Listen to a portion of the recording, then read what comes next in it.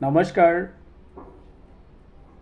আসাম পুলিচৰ আন এটা ভিডিঅ'লৈ সকলোকে স্বাগতম জনাইছোঁ মই মনোৱাৰ আৰু মোৰ চেনেল মাষ্টাৰ অফ গ্ৰামাৰ আজি মই এই ভিডিঅ'টোত তোমালোকক শিকাবলৈ লৈছোঁ প্ৰিভিয়াছ ইয়াৰ্ছ কুৱেশ্যন পেপাৰ লৈ আলোচনা কৰিছোঁ এইবিলাক আসাম পুলিচৰ বিভিন্ন বছৰত এইবিলাক আগৰ বছৰত পৰীক্ষাত আহিছে তোমালোকে যদি সঁচাকৈ পৰীক্ষাৰ ভাল ৰিজাল্ট কৰিব বিচৰা তেনেহ'লে এইবিলাক এনে ধৰণৰ ভিডিঅ' চাবা কাৰণ এনে ধৰণৰ ভিডিঅ' চালে তোমালোকৰ এটা আইডিয়া হ'ব তোমাৰ এটা ধাৰণা হ'ব কেনে ধৰণৰ প্ৰশ্ন আহিব গতিকে পলম নকৰি আগবাঢ়িছোঁ তোমালোকে পাৰিলে এটা পেন আৰু কাগজ লৈ সেইবিলাক নোট কৰি ল'বা কাৰণ নোট কৰি ল'লে এইবিলাক মনত বেছি থাকে আৰু এনে যদি ভিডিঅ' দেখা তেনেহ'লে বেছি মনত নাথাকে গতিকে তোমালোকে পাৰিলে নোট কৰি লিখিবা মই যেনেকৈ নোট কৰি লৈছোঁ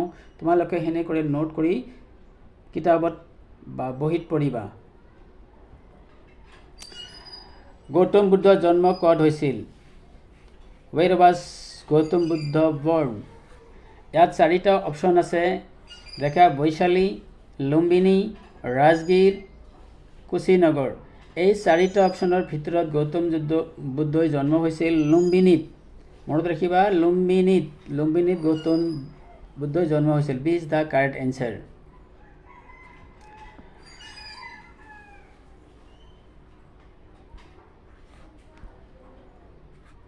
এইটো এটা বৰ ইম্পৰ্টেণ্ট প্ৰশ্ন হয় সৰ্থেবাৰী কিহৰ বাবে বিখ্যাত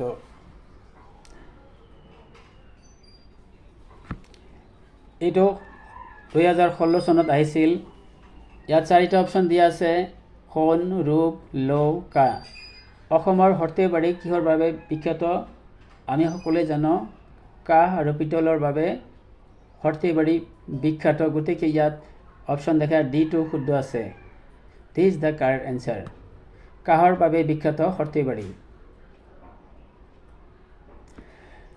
নেক্সট কুৱেশ্যনটো কি আছে অসমৰ প্ৰথম ৰজাজনৰ নাম কি আছিল হু is the first king of Assam অসমৰ প্ৰথম ৰজাজনৰ নাম কি আছিল এইটো 2017 চনত আহিছিল মহিৰংগ দানৱ চুকাফা বিশ্বসিংহ নৰকাসুৰ অসমৰ প্ৰথমজন ৰজা আছিল মহিৰংগ দানৱ ইয়াত A is the correct answer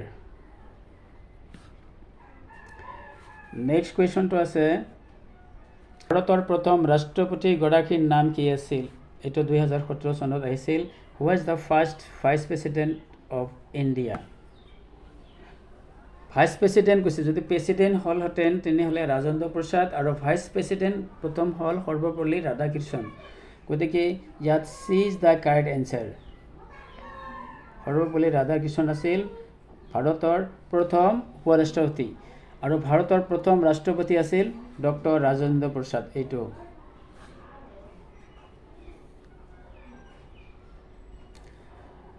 Bharat ত্যাগ আন্দোলন কেতিয়া আৰম্ভ হৈছিল এইটো 2017 চনত আহিছিল চনবিলাক নকওঁ তোমালোকে চাই ল'বা When did the Quit India movement start Bharat ত্যাগ আন্দোলনক 1942 গণ আন্দোলন বুলি কোৱা হয় গতিকে ইয়াত B is the correct answer 1942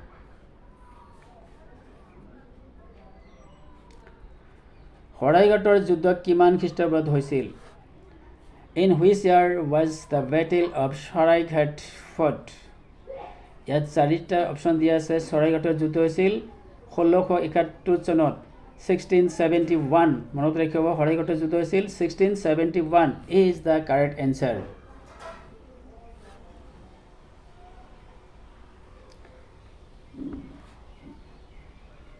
next আছে অসমত কোনে চাহৰ আৱিষ্কাৰ কৰিছিল অসমত চাহৰ হু ডিস্কভাৰ টি ইন আসাম অসমত চাহ কোনে আৱিষ্কাৰ কৰিছে আমি সকলোৱে জানো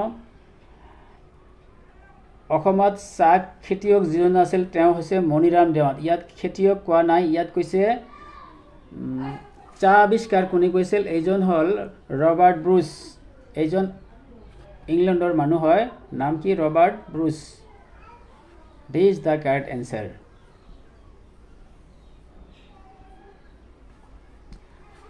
আন্তৰ্জাতিক যোগ দিৱস কেতিয়া পালন কৰা হয়? When is the International Yoga Day celebrated? ইয়াত চাৰিটা অপশ্যন দিয়া আছে। আন্তৰ্জাতিক যোগ দিৱস পালন কৰা হয়, মনত ৰাখিব, 21 জুন, 21 জুন।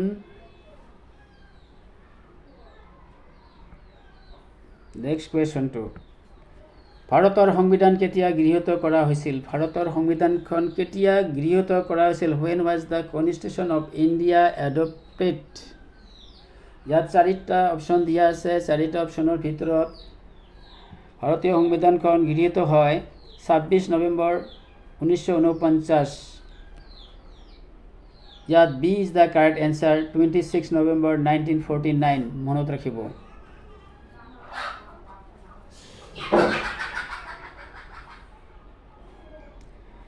নেক্সট কুৱেশ্যন আছে, লক্ষাদ্বীপৰ ৰাজধানী কি? লক্ষাদ্বীপৰ ৰাজধানী কি? What is the capital of Lakshadweep? ইয়াত চাৰিটা অপশ্যন দিয়া আছে। ইয়াত চাৰিটা অপশ্যনৰ ভিতৰত দেখে কোনটো হ'ব? অপশ্যন এ শুদ্ধ হ'ব, কৱাৰতি। এ ইজ দ্য কাৰেক্ট এনচাৰ, কৱাৰতি। মনত ৰাখিব, লক্ষাদ্বীপৰ ৰাজধানী কি? কৱাৰতি।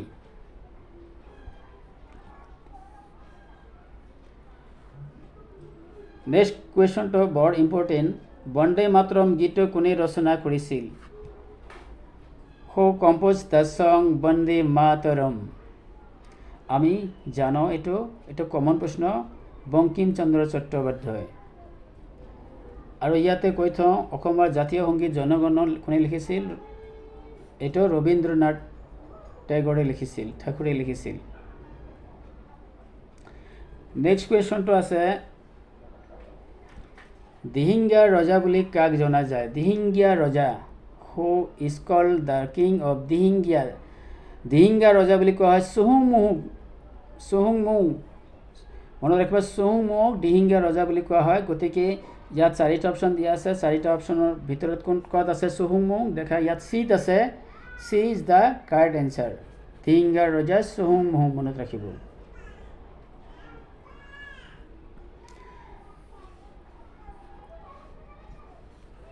নামঘোষা কোনে লিখিছিল? নামঘোষা লিখিছিল, হু ৰোট নামঘোষা? ইয়াত শংকৰদেৱ, মাধৱদেৱ, মাধৱ কুণ্ডলী, ৰাম সৰতী। কীৰ্তন ঘোষা লিখিছিল শংকৰদেৱ, যিটো ইয়াত কৈছে নামঘোষা কোনে লিখিছিল, গতিকে এইটো মাধৱদেৱ হ'ব। শংকৰদেৱে লিখিছিল কীৰ্তন ঘোষা আৰু মাধৱদেৱে লিখিছিল নামঘোষা, মনত ৰাখিব। ইয়াত নামঘোষা সুধিছে, গতিকে Madhav, B is the correct answer.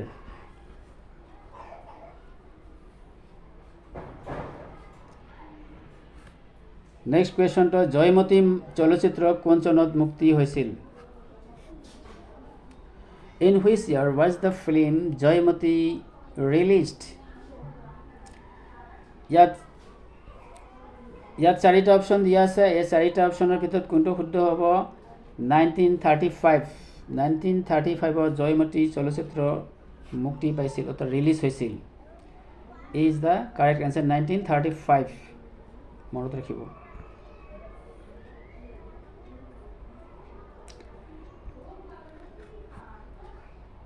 কিমান চনত পলাচীৰ যুদ্ধ হৈছিল?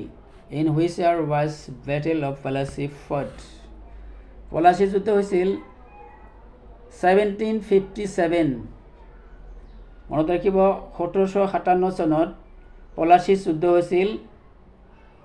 B is the correct answer, 1757, পলাচীৰ যুদ্ধ হৈছিল 1757। আৰু চিপাহী বিদ্ৰোহ হৈছিল 1857, এইটো মনত ৰাখিব। যদি চিপাহী বিদ্ৰোহ কয় তেনেহ'লে কিমান লিখিব? 1857, এইটো চিপাহী বিদ্ৰোহ, আৰু পলাচী 1757, এইটো পাৰ্থক্য মনত ৰাখিব। প্ৰধানমন্ত্ৰীয়ে স্বচ্ছ ভাৰত অভিযান ক'ৰ পৰা আৰম্ভ কৰিছিল? Where did Prime Minister start the স্বচ্ছ ভাৰত অভিযান? প্ৰধানমন্ত্ৰী নৰেন্দ্ৰ মোদীয়ে এই অভিযানটো আৰম্ভ কৰিছিল। ইয়াত চাৰিটা অপশ্যন দিয়া আছে। চাৰিটা অপশ্যনৰ পিছত দেখা ৰাজঘাট আছে, এইটো হয় is the correct answer.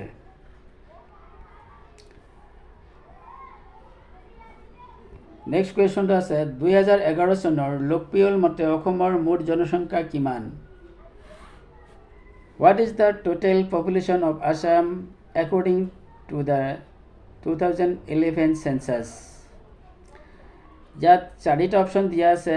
এই চাৰিটা অপশ্যনৰ ভিতৰত 2011 চনত চেঞ্চাছ মতে অসমৰ জনসংখ্যা হ'ল 3.25। মনত ৰাখিব 3.25। C is the correct answer.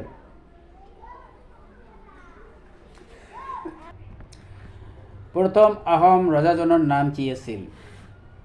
Who was the first Ahom king?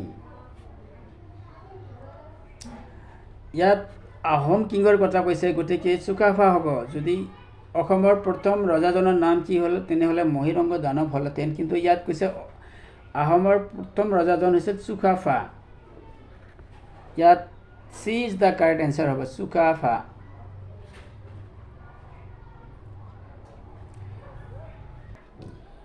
কোন চনত ৰবীন্দ্ৰনাথ ঠাকুৰক নোবেল পুৰস্কাৰ প্ৰদান কৰা হৈছিল?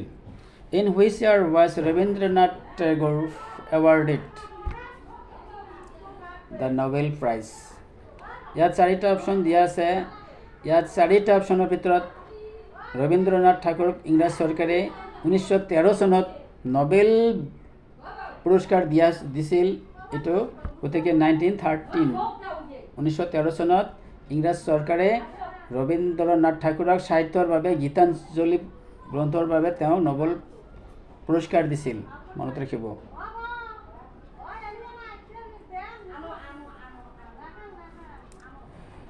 জীয়াভৰালী নদী অসমৰ কোনখন জিলাত অৱস্থিত?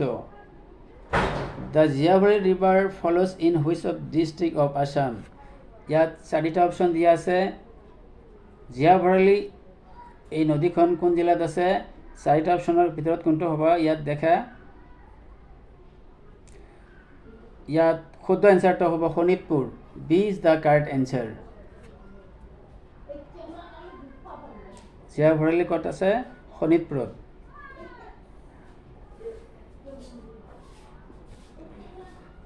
এইটো বৰ ভেৰি ইম্পৰ্টেণ্ট, এইটো মোষ্ট অফ দ্য ইম্পৰ্টেণ্ট। এইটো বহুত পৰীক্ষাত অহা দেখা গৈছে। এইটো পৰীক্ষা অসম টেটতো আহিছিল।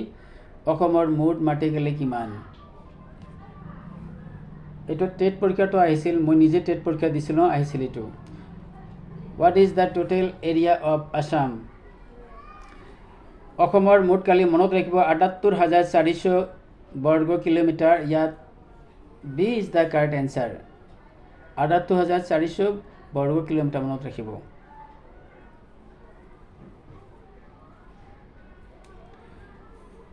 নেক্সট কুৱেশ্যনটো আছিল মাধৱদেৱৰ জন্ম ক'ত হৈছিল? ইয়াত চাৰিটা অপশ্যন দিয়া আছে। মাধৱদেৱৰ জন্ম হৈছিল লেটেকু পুখুৰীত। B is the correct answer. লেটেকু পুখুৰীত মাধৱদেৱৰ জন্ম হৈছিল। আৰু শংকৰদেৱৰ জন্ম হৈছিল বৰদোৱাত। মনত ৰাখিব।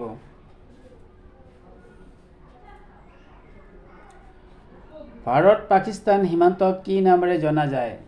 What is the Indo Pak border known as? Bharat Pakistan সীমান্তক কি নামেৰে জনা যায়?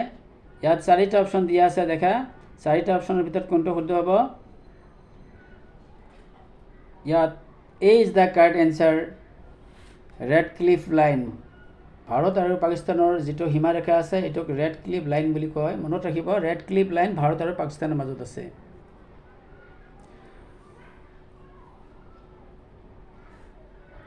নেক্সট কুৱেশ্যনটো অসমত পোনপ্ৰথমে চাহ বাগিচা স্থাপন কৰিছিল? ইয়াত চাহ খেতিয়কৰ কথা কৈছে। যদি কয় অসমৰ প্ৰথম চাহ খেতিয়ক সেইটো আৰু চাহ বাগিচা একেই প্ৰশ্ন। Who established the plantation in Assam for the first time? ইয়াত চাৰিটা অপশ্যন দিয়া আছে। ইয়াত চাৰিটা অপশ্যনৰ ভিতৰত Maniram Dewan. D is the correct answer. অসমৰ প্ৰথম চাহ খেতিয়ক হৈছে মণিৰাম দেৱান। মনত ৰাখিব, ইয়াত চাহ বাগিচা বুলি দিছে, একেই প্ৰশ্ন হয়।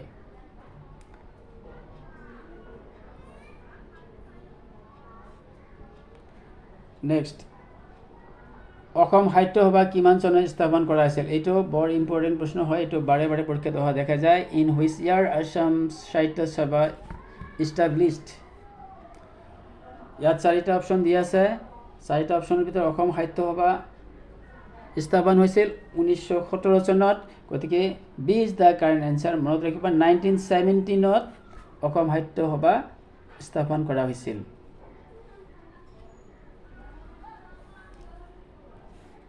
নেক্সট কুৱেশ্যন, অসমৰ বৰ্তমান জিলা কিমানখন? অসমৰ বৰ্তমান জিলা আছে 32খন, কিন্তু ইয়াত অপশ্যন আগৰ প্ৰশ্ন যিহেতু এইটো কমা বাঢ়ি থাকে, গতিকে ইয়াত অপশ্যনটো নাই। মই তোমাৰ চাৰ্চ কৰিব, বৰ্তমান 32 আছে।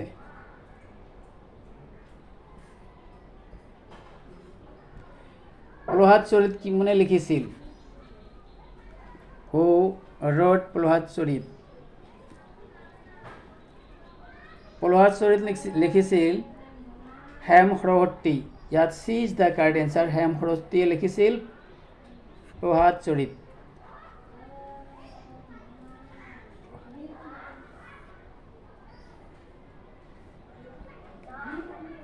আহোমসকলৰ শেষ ৰাজধানীখনৰ নাম কি আছিল? আহোমসকলৰ প্ৰথম ৰাজধানী আছিল চৰাইদেউ, আৰু শেষ ৰাজধানী ক'ত আছিল এইটো আমাক বিচাৰিছে। ইয়াত শেষ ৰাজধানীখন আছিল যোৰহাটত। মনত ৰাখিব, প্ৰথমটো হ'ল চৰাইদেউ আৰু শেষৰটো যোৰহাট ৰাজধানী। B is the correct answer. Next কুৱেশ্যনটো আছে, চাইনা নেহৱাল কোনবিধ ক্ৰীড়াৰ সৈতে জড়িত? Saina Nehwal involved in which sports? ইয়াত চাৰিটা অপশ্যন দিয়া আছে। চাইনা নেহৱাল বেডমিণ্টনৰ সৈতে জড়িত। চাইনা নেহৱাল বেডমিণ্টন খেলে, গতিকে ইয়াত ইজ দ্য কাৰেক্ট এনচাৰ হ'ব badminton.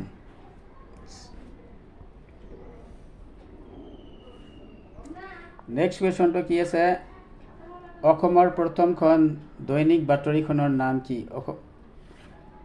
What is the first Assam daily newspaper? অসমৰ প্ৰথমখন দৈনিক বাতৰিখনৰ নাম হৈছে দৈনিক বাতৰি। ইয়াত C is the correct answer. Arunodoi নহয় ইয়াত। যদি প্ৰশ্ন আহিলেহেঁতেন অসমৰ প্ৰথমখন বাতৰি কাকত, তেনেহ'লে অৰুণোদয় হ'লহেঁতেন, কিন্তু ইয়াত কি কৈছে, প্ৰথম দৈনিক বাতৰি যিটো কৈছে সেইটো দৈনিক বাতৰিয়ে হয়।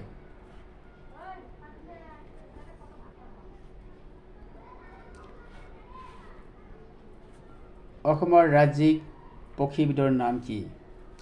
What is the name of the state animal of Assam? অসমৰ ৰাজ্যিক প্ৰাণীবিধৰ নাম হৈছে গড়। অসমৰ ৰাজ্যিক জন্তু কি? গড়। ইয়াত অপশ্যন যিবিলাক দিয়া আছে দেখা, ইয়াত গড় হ'ব। অসমৰ ৰাজ্যিক প্ৰাণীবিধ হৈছে গড়। অসমৰ লোকসভাৰ আসনৰ সংখ্যা কিমান?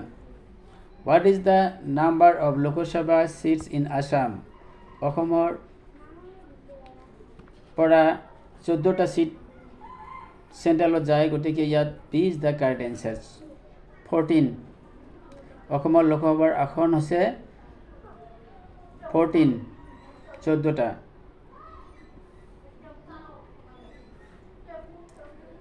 নিম্নলিখিত কোনটো শ্ৰেণীৰ বাবে অৰ্জুন বঁটা প্ৰদান কৰা হয়?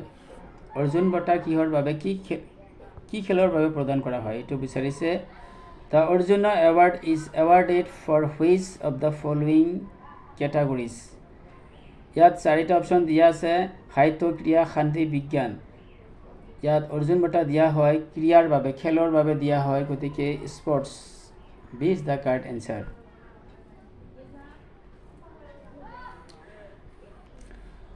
ভাৰতৰ ৰাজ্যসভাৰ সভাপতি কোন? Who is the president of Rajya Sabha of India? ভাৰতৰ লোকসভা আৰু নিম্নসভা এইটো দুটা সদন আছে। ৰাজ্যসভাৰ সভাপতি কোনে কৰে? ভাৰতৰ উপ ৰাষ্ট্ৰপতি। গতিকে ইয়াত C is the correct answer. ভাৰতৰ ৰাজ্যসভাৰ সভাপতি উপ ৰাষ্ট্ৰপতি, প্ৰধান সভাপতি বুলি কোৱা হয়। নেক্সট কুৱেশ্যনটো আছে, 2020 চনত G20 সন্মিলনখন হৈছিল। When was the G20 summit held in 2020? G20 খেলখন হৈছিল সৌদি আৰবত, গতিকে ইজ দ্য কাৰেক্ট এনচাৰ। 2020 চনত G20 খেলখন হৈছিল সৌদি আৰবত, ইজ দ্য কাৰেক্ট এনচাৰ।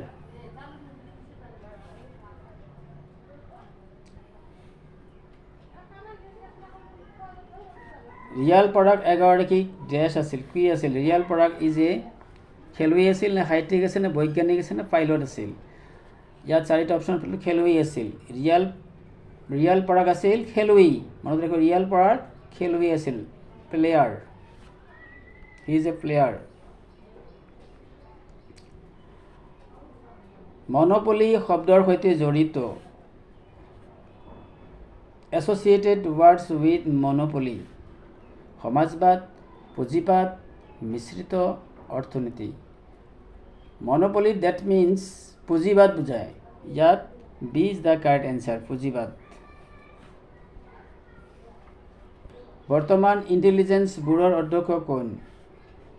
এইটো 2021 চনত আহিছিল, চনবিলাক চাই যাবা।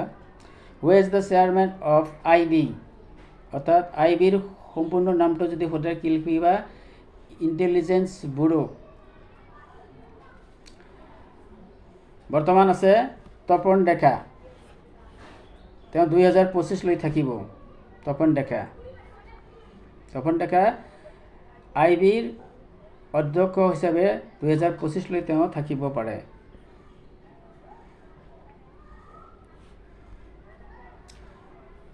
ভিলেজ ৰক ষ্টাৰৰ পৰিচালক কোন? Who was the director of village rock star? ইয়াত চাৰিটা অপশ্যন দিয়া আছে, দেখা চাৰিটা অপশ্যনৰ ভিতৰত কোনটো শুদ্ধ হ'ব? ৰীমা দাস। ভিলেজ ৰক ষ্টাৰৰ পৰিচালক হৈছে Rima Das, B is the correct answer. তলৰ কোনখন ৰাজ্য কেন্দ্ৰীয় শাসিত নহয়? Which of the following state is not a union territory? ভাৰতত বৰ্তমান 8খন টেৰিটৰী ষ্টেট আছে, কেন্দ্ৰীয় শাসিত অঞ্চল। তাৰ ভিতৰত দেখা ইয়াত 3খন শুদ্ধ আছে, পণ্ডিচেৰী, দমন আৰু ডিউ, দামৰা আৰু নগৰ ভেলী, বৰ্তমান কাশ্মীৰো হৈছে। গতিকে ইয়াত অপশ্যন দেখা, ইয়াত পঞ্জাৱটো নহয়, গতিকে D is the correct answer হ'ব। নহয়, কোনটো হ'ব? পাঞ্জাৱ। 2019 চনত কাক পদ্মশ্ৰী সন্মান প্ৰদান কৰা হয়? Who will be awarded Padma Shri in 2019? 2019 চনত কাক পদ্মশ্ৰী সন্মান প্ৰদান কৰা হৈছে? ইয়াত চাৰিটা অপশ্যন দিয়া আছে, এই চাৰিটা অপশ্যনৰ ভিতৰত নিশ্চয় এ ইজ দ্য কাৰেক্ট এনচাৰ হ'ব উদ্যোগ ভৰালী। উদ্যোগ ভৰালী হ'ব।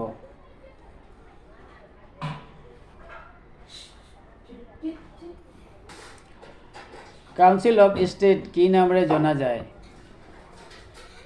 What is council of state known by? Lok Sabha, Rajya Sabha নে বিধানসভা নে বিধান পৰিষদ? কাউন্সিল অফ ষ্টেট বুলি ক'লে ৰাজ্যসভাক বুজায়, গতিকে ইয়াত B is the correct answer. Council of state কোনটোক বুজায়? ৰাজ্যসভাক বুজায়, লোকসভা নহয়। ভাৰতত দুটা সদন আছে, লোকসভা আৰু ৰাজ্যসভা। এই লোকসভা আৰু ৰাজ্যসভাৰ ভিতৰত কোনটো বেছি শক্তিশালী? তেনেহ'লে উত্তৰ দিবা লোকসভাটো। লোকসভাটো বেছি শক্তিশালী। কোন দেশ বিমষ্টেকৰ সদস্য নহয়? Which country is not A member of BIMSTEC? ইয়াত 4খন দেশৰ কথা আছে, দিয়া আছে, তাৰ ভিতৰত কোনটো নহয় বিমষ্টেকৰ সদস্য? ইয়াত বাংলাদেশ, ভূটান আৰু নেপাল হয়। ইয়াত পাকিস্তান নহয়, পাকিস্তান বিমষ্টেকৰ সদস্য নহয়। শ্ৰীযুত ৰামেশ্বৰ তেলী এগৰাকী ডেছ? Mister Rameswar Teli is a ডেছ? ইয়াত শুদ্ধ এনচাৰটো এইটো হ'ব খাদ্য যোগান মন্ত্ৰী, প্ৰক্ৰিয়াকৰণ মন্ত্ৰালয় ৰাজ্যিক মন্ত্ৰী, এইটো হ'ব। ইয়াত অপশ্যনটো মই খুজি পোৱা নাই, এইটো হ'ব। ভাৰতৰ ৰাষ্ট্ৰপতি নিৰ্বাচনত কোনে ভোট দিব নোৱাৰে? ৰাষ্ট্ৰপতি নিৰ্বাচনত কোনে ভোট দিব নোৱাৰে? Who can not vote in the president election of India? ইয়াত চাৰিটা অপশ্যনৰ ভিতৰত দেখা বিধান পৰিষদৰ নিৰ্বাচিত সদস্যসকলে ৰাষ্ট্ৰপতি নিৰ্বাচনত ভোট দিব নোৱাৰে আৰু বাকীবিলাক কোনে কোনে পাৰে দেখা এইটো জানিব লাগে। ৰাজ্যসভাৰ নিৰ্বাচিত সদস্য, লোকসভাৰ নিৰ্বাচিত সদস্য, বিধানসভাৰ নিৰ্বাচিত সদস্য, কিন্তু বিধান পৰিষদৰ নিৰ্বাচিত সদস্য ভোট দিব নোৱাৰে। গতিকে ইজ দ্য কাৰেক্ট এনচাৰ।